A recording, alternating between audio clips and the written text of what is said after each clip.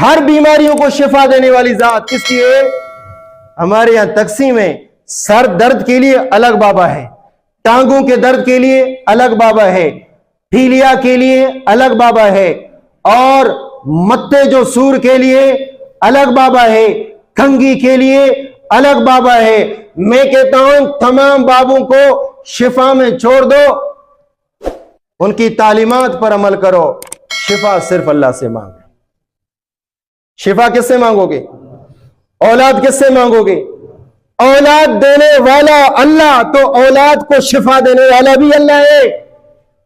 للہ ملک السماوات والارض یخلق ما یشاء یہب لمن یشاء اناثا ویہب لمن یشاء الذکور او یزوجہم ذکرانا واناثا ویجعل من یشاء عقیما۔